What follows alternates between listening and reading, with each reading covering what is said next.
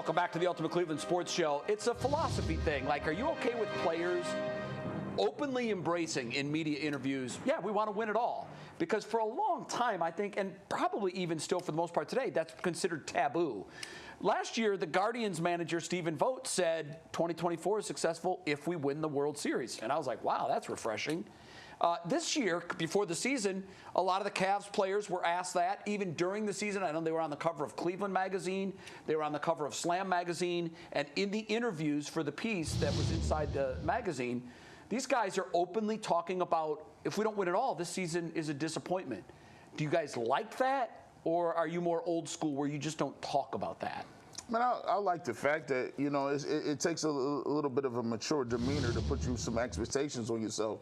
I think it's cool that they should be thinking about that, because that's where they're at. There's sometimes at a point in your career where you look around and you wake up and you're not young anymore. You're not, you know, a rookie. You're not a guy that just is worried about getting his first max deal in a gym shoe and running around the clubs and being seen in New York and big cities.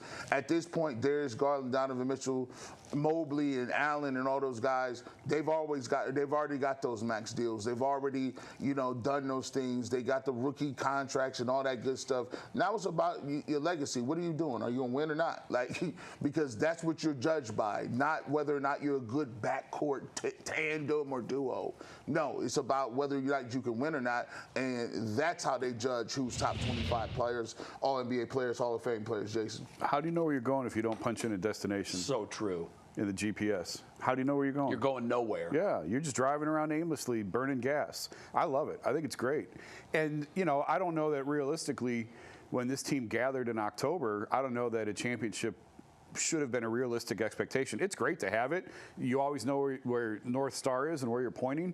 But when you look at this team coming back, first-year coach, season ended in the conference semis last year, questions about if Evan was worth the max contract, can Darius and Donovan really play together? I don't know if everyone was thinking championship, but then when you see it, when you bake the cake and you pull it out of the oven and you see what you have, yeah, it's okay to sort of readjust your goals in the middle of the season. And it became pretty obvious this team is very capable of winning a championship. It absolutely should be the goal. You can be disappointed and still be pleased with how far you went. Like, I believe two things can be true. If they don't win it all this year, you can have degrees of success, I guess. Will you be disappointed that you didn't win it all? Of course. Should you be proud of your accomplishment? Well, let's see where it lands. If it lands in the conference finals with the loss to Boston as the defending champs, you can't be very upset with that. You can be disappointed without being totally feeling like it was a completely lost season. So we have to see where the journey ends before we know what was a success and what wasn't. But it's absolutely a good thing to talk about where you think the car should be headed, because it should be headed to another parade and another championship. Co-sign every word of what you just said. Yeah. I think it's a generational thing, guys. Our generation, at least mine, would talk about those things internally with the door closed. Yeah. And they would even be told by their manager, coach, leaders, look, we don't need to share our expectations outside this room. Yeah. We know what we're going to do. This generation is more, and I don't want to call them chest pounders, but they're more in the moment. They're more probably transparent, I think is the best way to say it. I like the fact that they've embraced it, because to your point, G, it does take a level of maturity to say something out loud to a group that others might think is crazy. I remember my first day of college. I was in speech class. We went around the room, and everybody you had to give your name, your major, and what you wanted to do when you grew up. And before that, I was always like, yeah, I'm Jay, I'm from Sandusky, I'm going to be a Major League Baseball player. Well, by the time I was in college, I'm Jay, I'm from Sandusky, and I'm going to be a television sportscaster. Well, I got the same snickers. I heard the same laughter that I used to hear when I would say I'm going to be a Major League Baseball player. It wasn't that I was cocky or arrogant. I was young and naive. I thought, well, this is what I'm going to do, and by God, I'm going to do it. Yep. And I like that. I think it does put a level of pressure on you. If there were ever moments in my career when I doubted that I was going to get there, I put myself back in that moment of embarrassment.